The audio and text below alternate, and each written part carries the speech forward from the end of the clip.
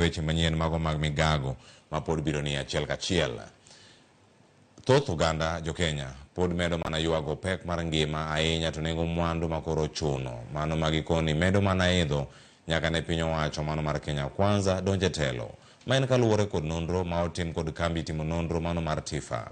Nonro no bende oyango kanyo ni thoth oganda ok omor kod osuru ma oketi e budget mano ma iko omenda ma 2023 2024 magiluwo ni dhi medo pek mar ngima ne jopiny kendo rocho dongruok mar uchumi. Kaluwore kod duoko mar nonro no, 61% mag jo Kenya ywak ni nengo mogo oidho gi oidho ka 51% ywago nengo sukari, 34% umne nengo mar mauta, ka 25% to ywago idho mar nengo mar mo mano mar tedo. Kata obedo ni 11% puoyo budget mokwongo mar piny owacho mar Kenya Kwanza kuom siro weche mag somo, gedo mag udi manengo gi yot kod duoko piny nengo mag mwandu ma itiyo godo e pur.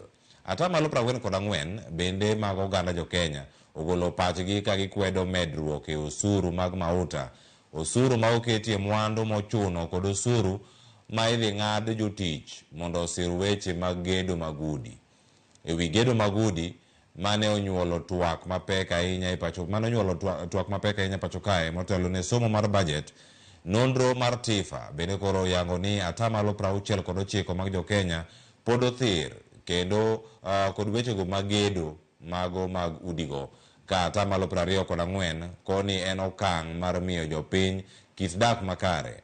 54% luwo ni gin gadier ni ok gibi yudo udigo, kata 11% onyiso yie ni piny owacho biro miyo gi udi, kata 15% to koni gikia ka gibiro yudo kata weche mag udigo bende koro medo mana bagni.